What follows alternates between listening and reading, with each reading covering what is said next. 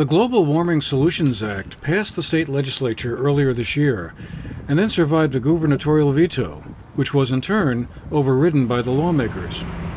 The measure requires the state to reduce greenhouse gas pollution to 26% below the 2005 levels by 2025. Emissions would need to be 40% below 1990 levels by the year 2030 and 80% below them by the year 2050.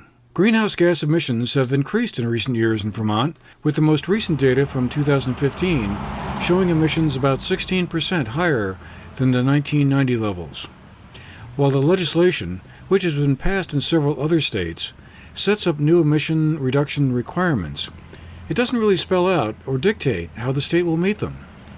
Instead, it creates a 22-member council comprising state government officials, citizen experts, and others to come up with a pollution reduction plan by December 1st of 2021. Then it would be up to the Agency of Natural Resources to adopt new rules to regulate greenhouse gas pollutants by the following year, and up to the legislature to enact policies aimed at meeting those targets. To get two different views of this controversial legislation, we reached out to Jim Sullivan, the executive director of the Bennington County Regional Commission, who is a proponent of the legislation, and Matt Cota, the executive director of the Vermont Fuel Dealers Association, who has concerns about it. Well, one of the things that I like about the Global Warming Solutions Act, I guess the thing that I like most about it is that it moves us beyond Vermont's goals and into some specific actions through a targeted plan. Everybody has felt pretty good about touting Vermont's very ambitious renewable energy goals and greenhouse gas emission goals. But, when it comes right down to actually doing things to implement them, people tend to be less enthusiastic. So, this will say, okay, if you want to say that you're behind the goals, the state's goals, here's a plan that gets us there. And if you don't support this plan to get us there, then you're going to have to come up with some alternative mechanisms for getting us there. And the plan is supposed to be developed by, I guess it's a 21-member climate council representing a whole range of interests and backgrounds and areas of expertise. So hopefully, that group will come up with some really well thought out actions as part of the plan that will actually make those goals attainable. This is, I think, the first major effort to really, in a coordinated, comprehensive way, have the state develop an approach for meeting those goals.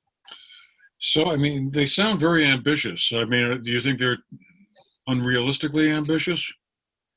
No, but I think that we have to recognize that it's not easy. If this was easy, it would have already been done. So there's also, in fact, our energy situation, conundrum, whatever you want to call it, is one of the most challenging things that we face because there's no easy solution to it. It involves very aggressive measures toward energy conservation and efficiency across all sectors, and that's transportation and space heating, so-called thermal, as well as electricity conservation and generation. And every one of those and everything that you can think of, it has challenges and problems and shortfalls, and they compete. Some of them compete with each other. And so it's certainly not an easy thing to do, but there are avenues that we can take to get there. So you mentioned transportation there a moment ago. From my read of it, it seems like the transportation side of this is one of the bigger nuts that needs to be cracked here. It would seem to suggest that the only way really to get there is to really bring a lot more electric cars on the road than what we have now. Is that going to have to be part of the whole solution, which would then imply the recharging stations and the infrastructure that would go along with it? That would Well, have to, well, that's certainly part of it, but it's not the only part of it. And I say that in itself, like I said, it's a good example of where challenges arise because let's say we put all these electric cars on the road and we find a way to make them affordable, so that folks can get there. And I think that may be the least of the challenges actually because the technology is available and fairly simple. We just have to scale up. But those things run on electricity. And, given that right now transportation sector is our biggest energy user, if we convert all of our single vehicle travel over to electric vehicles over the next 30 years or so, you're talking about a massive amount of additional electricity consumption, which has to come from somewhere. So this is we're going to have to, we will almost assuredly have to import more, and that has to be imported from renewable sources. And we also have to have, a sustainable source of in-state generation that's expanded considerably beyond where it is right now. So so electric vehicles definitely part of it, but part of it also is just finding ways to reduce the amount of driving that we do. To encourage more trips by walking and bicycle and public transportation, which may also involve, encouraging a lot of our new growth in more compact, mixed-use, walkable centers, as opposed to sprawling development in the countryside. So, it's one thing. But to your main point, does it have to be that? It has to be a huge part of the solution because if we want to get to those goals, we basically by 2050 have to all but eliminate the internal combustion engine from single occupant vehicles. How do you think the economic impact is going to be on Vermont? Will it be a net positive, or is it going to involve some painful adjustments that in the short term could be hard to integrate? Well, as I said, there's no easy solution, so I suspect there's going to be inconvenience and some painful adjustments. But I think that there is a tremendous opportunity for economic growth and economic benefit directly associated with this transition away from fossil fuels. As right now, I think the number it's close to 80% of the money that we spend on heating and transportation fuels leaves the state, and most of it leaves the country. And so if we can rely to a much greater extent on local resources, tens of millions of dollars stay in our local economy to circulate in the local economy and create economic benefit and jobs in our areas. So, it's involved in both the renewable energy industry and providing additional electricity generation locally. It's involved with providing the types of facilities we need to encourage alternative transportation modes. It's weatherization of homes. It's development of local resources for heating homes, like various kinds of either cordwood or wood pellets that can be sourced from local resources. So there's a tremendous opportunity for jobs and economic growth. But that's a lot of ramping up and transitioning to get there. A lot of businesses really would have to change how they're doing things and what they're doing, and but the opportunity's there, and I think it's a real positive. It's a real positive aspect of the challenge. Are there sort of more challenges when you look at rural areas of Vermont as opposed to more urban ones? I'm assuming that like cities like Burlington or Rutland or larger cities would be able to kind of incorporate a lot of the transportation stuff in particular fairly easily, more so than, let's say, somewhere like the Northeast Kingdom. Yeah, more compact, higher density generally supports greater levels of efficiency. I mean, there's no question about that. Whether it's transportation, as I said, it's a lot easier, if you can walk to school and walk to work and walk to the corner store than if you have to drive everywhere. And, example in Montpelier, where they built that centrally located biomass heating system that that serves most of the buildings in the along State Street.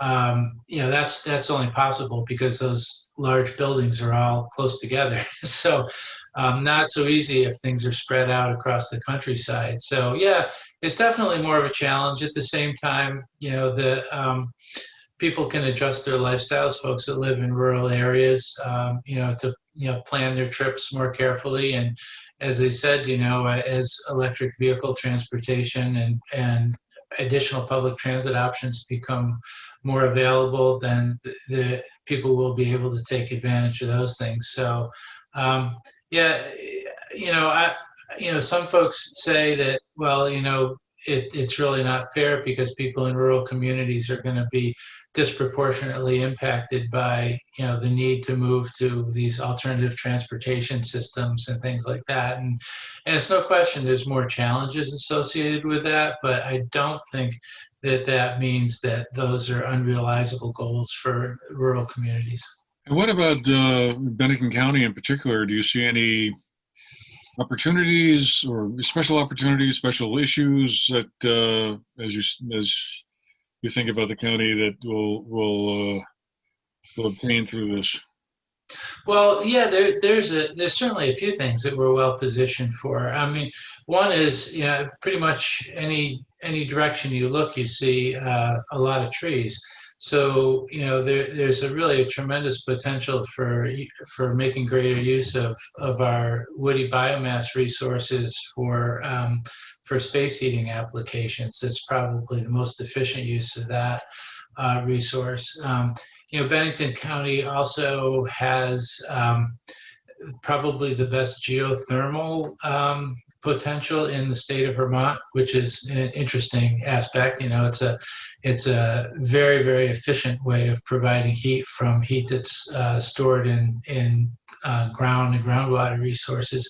So, I mean, those are a little bit unique to Bennington County. Certainly, we have a pretty efficient development pattern as it is, because most of our development is concentrated, along the main valley, between Pownell and Dorset. And a lot of that development and infrastructure is concentrated in cities. So we have the bones, at least, the starting of them for allowing and encouraging growth to occur more and more in those mixed-use centers. That's again, it's a much more efficient way to grow. Next, we turn to Matt Cota of the Fuel Dealers Association, which advocates for their membership in the legislature and elsewhere. Well, thank you, Andrew, for inviting me to talk about the Global Warming Solutions Act, which has really been an evolution in public policy with regards to how we heat our homes, how we move around the state in our cars and trucks, and how we procure our energy for our electric grid. And it really began in 2011, when then Governor Shumlin's energy policy specifically called out this directive, that more of the state's electricity should come from renewable resources, and that we should eliminate petroleum. So petroleum being natural gas, propane, heating oil, diesel fuel, off-road diesel fuel, kerosene, jet fuel, and of course gasoline. So that was been the policy for over a decade now in Vermont. There have been a number of attempts to convince more people to drive electric cars, to heat their homes with electricity or with wood, and of course to make sure that the electricity that we buy as a state comes from renewable resources. And quite frankly, the state has done a poor job of convincing people to drive electric cars and to heat with electricity. And there's a reason for that. It's because gasoline works very well. The internal combustion engine works very well. The product itself is affordable and reliable. Same thing with heating oil and propane. There is a reason why most Vermonters, the majority of Vermonters, have been heating with heating oil for the past 100 years, literally a century of heating with heating oil. It's safe, clean, reliable, and affordable. So convincing Vermonters to buy an electric heater and use electric heat, not going so well. Less than 5% of Vermont homes use electricity. whereas most homes use oil heat. About 111,000 homes in Vermont depend on oil heat for heat and hot water every year. So the challenge, if you believe that this is good energy policy, and we clearly don't, because it's not, is how do you convince people who have a safe, reliable, affordable form of heat that they've depended on, that they've relied on for many years, to all of a sudden switch to electricity from their utility provider, where they have one choice and they're relying on a piece of equipment that they currently do not own. And that's a challenge. So how do you do that? So there's ideas on how you tax heating oil in order to achieve that. There's an idea of how you incentivize utilities to sell these electric heaters to homes that have heating oil. All that's been done, and it still is failing. So the Global Warming Solutions Act is the natural progression of that 10-year, now a decade-long energy policy to eliminate heating oil and other petroleum-based fuels in Vermont, to encourage electrification of the transportation and thermal sector. And in order to do that, a Global Warming Solutions Act is a interesting policy tool in order to achieve that aim. In that, it gives authority to a 23-member panel to devise a climate action plan that must be enacted in the year 2022. So it collects 23 individuals, it tells them get to work, come up with a plan, and enact that plan by 2022 without having to go back to the legislature or whoever's the governor then to say, yes, we like what you've done, we're now going to enact it, but in fact do it through the rulemaking process, which they have statutory authority to do right now because of the Global Warming Solutions Act, to make the tough decisions that over the past decade, legislators in Montpelier have been unwilling or unable to make. And those tough decisions are what many people who want to electrify the thermal and transportation sector want them to do. But the vast majority of Vermonters do not want this. If the vast majority of Vermonters wanted to electrify the thermal and transportation sector, the legislature would have done it. But they couldn't, they didn't, so they're relying on this 23-member panel to do it for them, to make these tough decisions for them. It's not right, shouldn't happen, and it should be stopped. No question. This isn't a climate science argument. This is not a question of whether or not the burning of fossil fuels creates carbon dioxide that leads to climate change. There's no question there. No one's arguing that. No one in Vermont that I know of, very small minority, is arguing the science. No one's arguing the science. We're arguing the math, okay? 80% of the British thermal units, the BTUs, whether you're talking about transportation or heating, comes from a fossil fuel.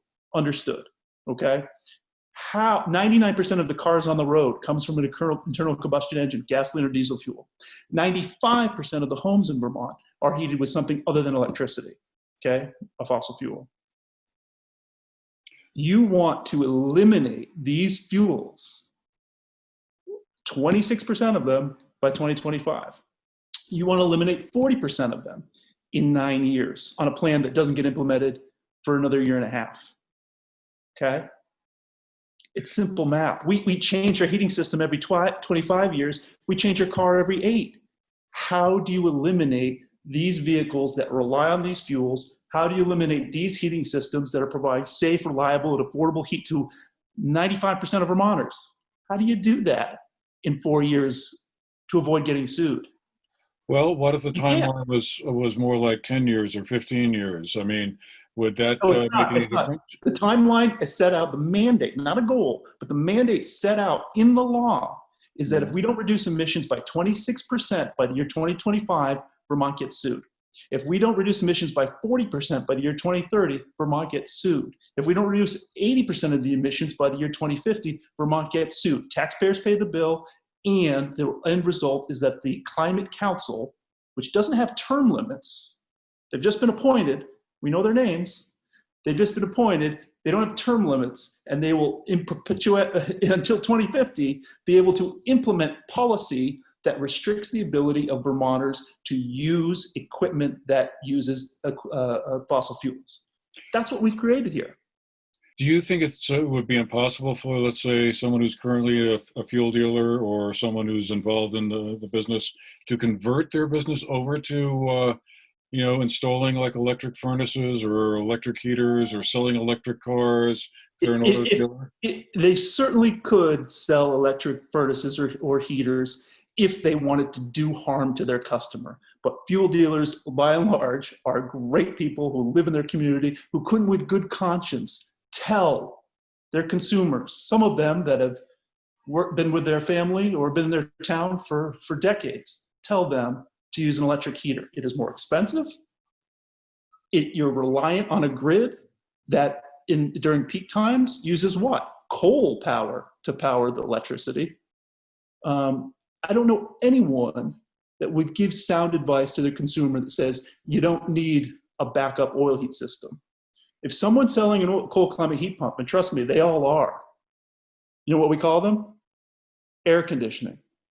Those Mitsubishi and LG cold climate heat pumps are kind of like a convertible. Not many Vermonters have a convertible, but those that do will tell you it's great in the spring, late spring, it's great in the summer, it's great in the fall, but you don't use it in the winter. It's the same thing with these cold climate heat pumps.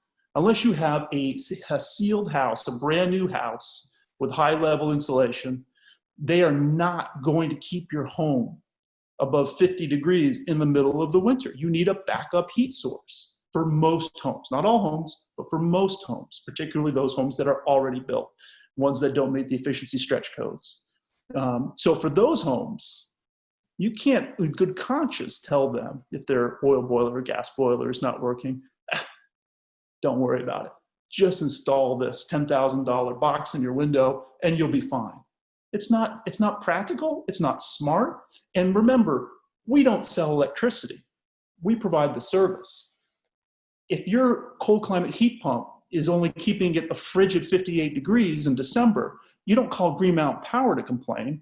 They're selling you as much electricity as they want to. It's your service company that you call. And so they're the ones that have to answer why you're cold. They're the ones that have to tell you, yes, I know I installed this, but I told you when you bought it, it's only good for air conditioning and heat in the fall and the spring. You need a backup heat source. That's the conversations that are happening in thousands of homes all across Vermont, and they have been for the last 5 years. This isn't new technology. We've been selling these cold climate heat pumps for decades. It just seems to me that, there should be a way, if I were a fuel dealer, to say, okay, at some point down the road, this is going to be too expensive to sell because it'll either be taxed to the max or something will be changing or there'll be a federal law. So how do I convert my business now and meet the future? So it is, Andrew, that's a great question. And it is happening. It is absolutely happening. How is it happening? Well, on the gasoline side, remember, you're far too young for this, but 50 years ago, the gasoline stations were service stations. My grandfather, Ken, and my grandmother, Helen, started a gasoline service station in Bells Falls, Vermont in 1941. That was the first 24-hour station in Vermont. And those companies were filling stations that provided service. Why? Because those old cars needed fixing up, right? I remember well. that is evolved, right? So those changed, and then those stores became places where you could pick up a case of soda or a 6-pack of beer or some other snacks, and convenience stores is what they're named. Now they're evolving again. And what are they becoming? They're becoming places where you can get a hot meal, lunch, dinner, a good cup of coffee. You can charge your electric car out in the lot. They're becoming more restaurants. Why? Because they have a very important asset, and that's the real estate that they're located on. So the business becomes less about selling a high number of gallons. It does not become about service at all anymore. And it's about providing a consumer experience. So these businesses are evolving to where they're going to sell less and less gasoline motor fuel gallons.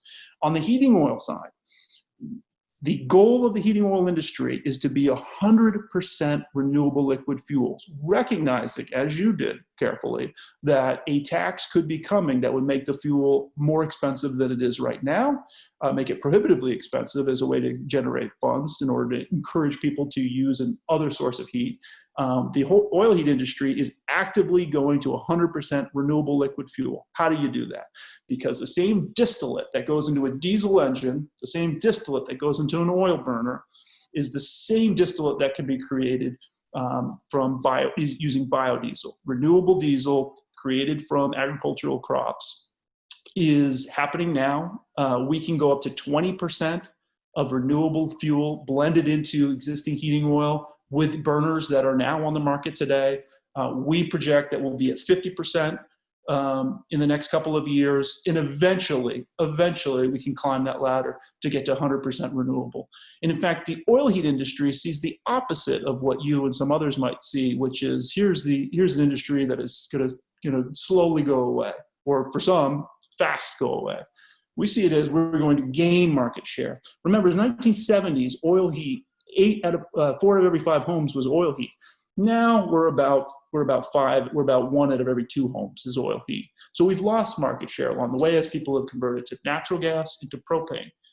The oil heat industry sees a pathway where we can increase the amount of renewable liquid fuel in our supply to a point where we're 100% renewable and gain market share back. Why? Simply put, the least cost option to reduce carbon emissions in Vermont and throughout the Northeast, where heating oil is a predominant heating fuel, is through biodiesel blends. It's happening the same thing in California. California has a low carbon fuel standard. How are they able to meet their low carbon fuel standard? Simple. They're taking biodiesel grown and distilled in the Midwest, and they're shipping it over the Rockies into California, where it's used in diesel engines. The same thing can happen in Vermont, in New Hampshire, in upstate New York, and Maine, where most heating oil is consumed by using a renewable liquid fuel. The future is bright for the oil heat industry. Does it involve a transition? Yes, but for the consumer level, it doesn't involve a big investment, as would a conversion to a pellet system or electric heater or something else. On the propane side, some remarkable innovations are happening with people who want to move off the grid. There's a lot of people that are cutting the cord with their cable provider. There's people that I believe, particularly in this new COVID era, that want to cut the cord with their electric utility, move to a more rural area. You can achieve that with a solar home with air source heat pumps and propane gas, propane that can be used for cooking and propane that can be used for a backup generator and backup heat and hot water. The National Propane Gas Association is working with builders and the solar community to develop a model, HVAC model, which is dependent on solar and propane that can be completely divorced, cut from the grid. So you don't have to pay a Green Mountain Power bill anymore. It's all gone. It's all taken care of by solar and propane. So there's a lot of innovations out there, and quite frankly, it's diversification. Same thing with the gasoline station that got rid of his service shop and put it in a convenience store and is now opening a restaurant. The same thing is happening with heating fuel dealers who have a very valuable commodity. That is a list of customers that trust what they do, that invite them in their home and fix what's wrong. And so you see many heating fuel companies, heating service companies going into plumbing, into electrical work, into home repair, alarm systems, lawn care, all these types of things in which you actually need someone who wears boots, who drives a truck to show up at your house and fix what's wrong. The next steps are for the Legislative Council to begin drawing up plans, which lawmakers will then have to approve. This story is far from over. For the GNAT-TV News Project, I'm Andrew McKeever.